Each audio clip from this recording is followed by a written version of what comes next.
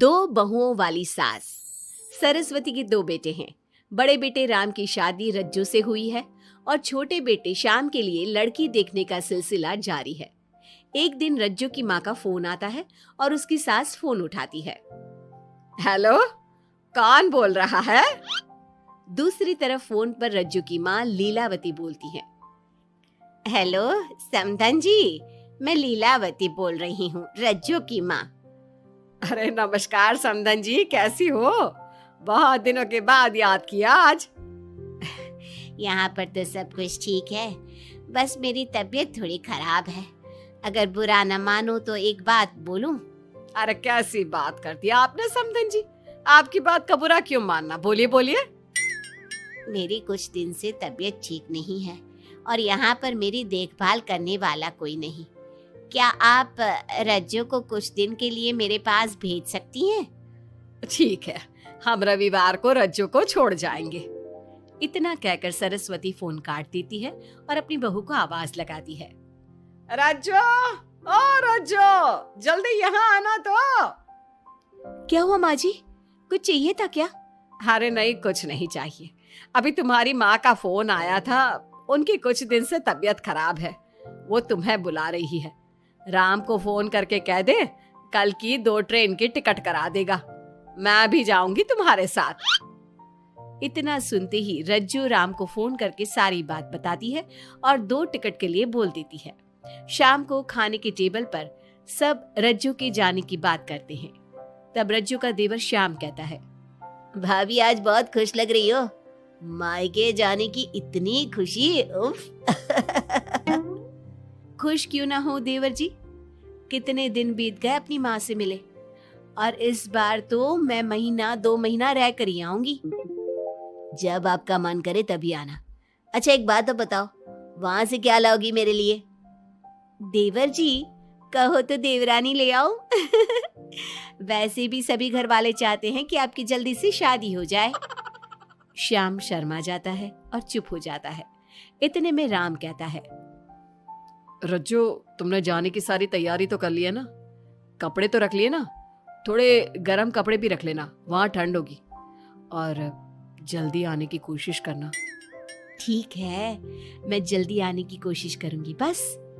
अगली सुबह दोनों जाने की तैयारी करने लगी। राम उन्हें स्टेशन छोड़कर घर वापस आता है। कुछ घंटों बाद रज्जू और सरस्वती गांव पहुंच जाते हैं। रज्जू अपनी माँ को देखकर बहुत खुश होती है। माँ, आप अपना बिल्कुल भी ध्यान नहीं रखती, कितनी कमजोर हो गई हैं आप। अब बेटा क्या ध्यान रखूं, उम्र भी तो हो गई है, ये बीमारियां तो लगी रहेगी। बहन जी आइए आइए बैठिए, मुझे बहुत अच्छा लगा कि आप भी यहाँ आई।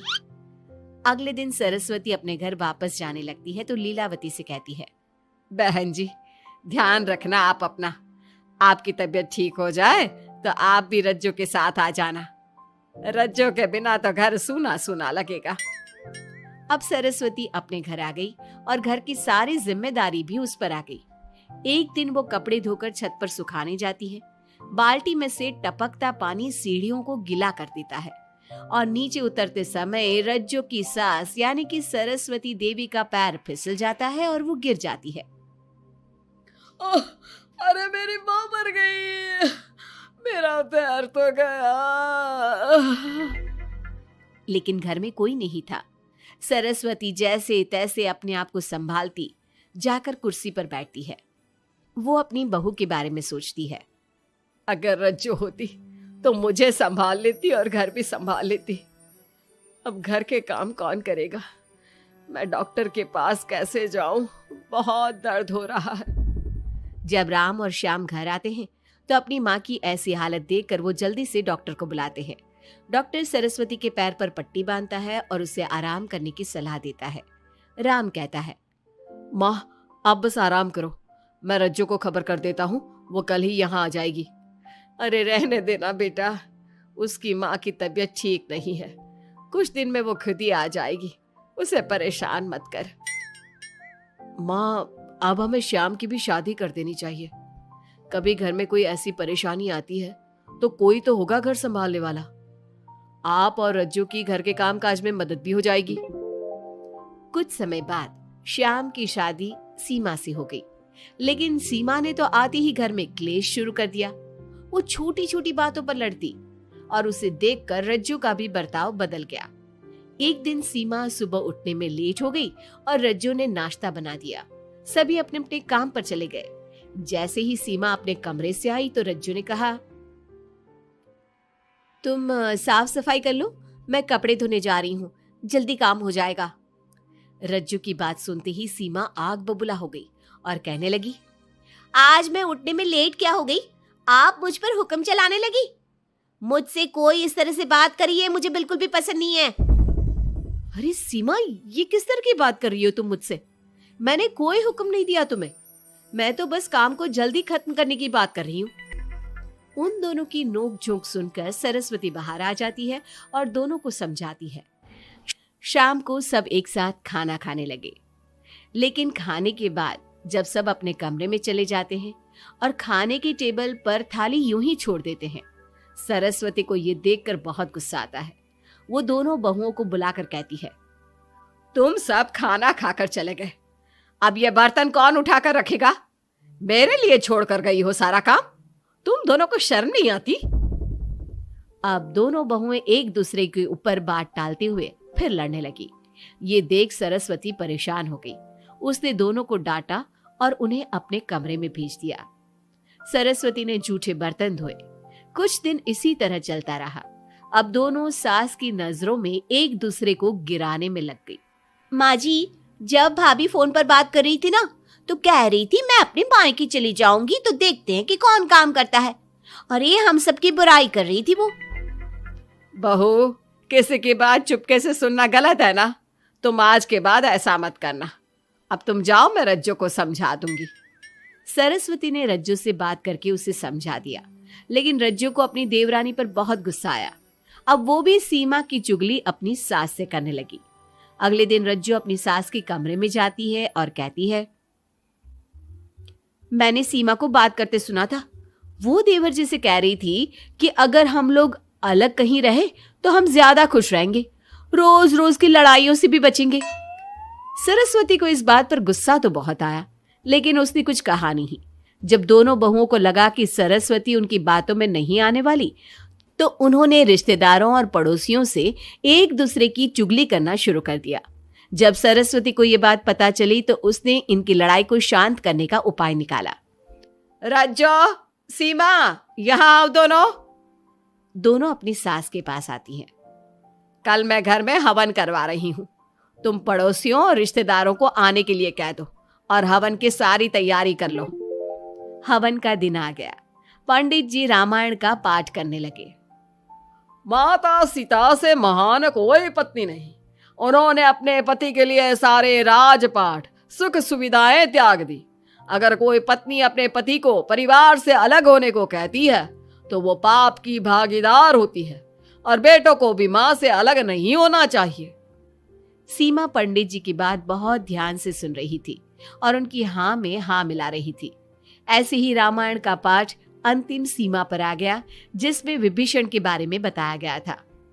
अगर विभीषण अपने भाई का भेद न देता तो रावण का विनाश नामुमकिन था। पूजा खत्म होते ही सीमा बोल पड़ी, तभी तो मैं कहती हूँ परिवार में आपसी प्रेम होना बहुत जरूरी है। लेकिन मेरी सुनता कौन है इस घर में? आपसी प्रेम की बात कौन कर रहा है, जिसने घर में आती ही लड़ाइयां शुरू करवा दी? दोनों में फिर से नोक झोंक शुरू हो गई। सरस्वती दोनों को चुप कराते हुए बोली, अरे चुप हो जाओ तुम दोनों, पड़ोसी क्या कहेंगे, सब सुन रहे हैं तुम्हारी बातें।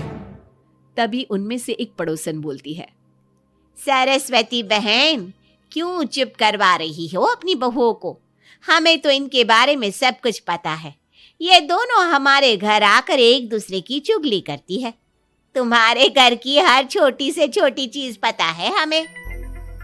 आंटी जी, हमने अपना समझ के आपको कुछ बता दिया तो इसका मतलब ये नहीं कि आप सबके सामने हमारी सास से हमारी शिकायत करेंगी। आप तो सबसे बड़ी चुगलखोर हो। सीमा की बात सुनकर सभी पड़ोसन उन्हें बुरा भला कहने लगी। उनकी बातें सुनकर दोनों बहुएं सबके सामने बहुत शर्मिंदा हुई। जब सब उनके घर चले गए तो सरस्वती ने अपनी बहुओं से कहा, अब तुम दोनों को तो बहुत खुशी होगी कि सारे मोहल्ले की औरतें हमारे ही घर में खड़ी होकर हमें ही सुनाकर चली गई। हमें काफी साल हो गए यहाँ रहते हुए, लेकिन आज तक किसी में भी इतनी हिम्मत नहीं थी कि हमसे ऊंची आवाज में भी बोल पाए। लेकिन आज तुम दोनों की वजह से ये सब हमारी बुराई कर रहे हैं। तुम दोनों ने ये सब अच्छा नहीं किया। सीमा, तुम्हारे इस घर में आने से पहले हम सब बहुत प्यार से रहते थे, लेकिन ये सब लड़ाइयाँ तुम्हारे आने के बाद शुरू हुई है। आज के बाद तुमने घर में किसी से भी झगड़ा किया तो मैं तुम्हें तुम्हारे मायके छोड़ाऊंगा, समझी तुम? ये बात सुनकर सीमा रोने लगी और सबसे माफी मांगने लगी। पंडित जी भी ये सब देख रहे थे। उन्होंने सबको शांत करवाया। कृपया आप सभी शांत हो जाइए, गुस्से से तो बात और बिगड़ जाएगी।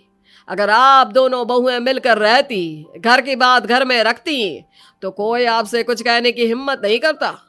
आज आपको इस बात का एहसास तो हो ही गया होगा। औरत ही तो होती है जो मकान को घर बनाती है। अब भी कुछ नहीं बिगड़ा, आप दोनों प्यार से रहो। आपके पड़ोसी और रिश्तेदार अपने आप चुप हो जाएंगे। पंडित जी की बात दोनों बहुओं की समझ में आ गई। अब दोनों प्यार से रहने लगी। इसी तरह समय बीत गया। अब पड़ोस की औरतें उनके प्यार की मिसालें देने लगी।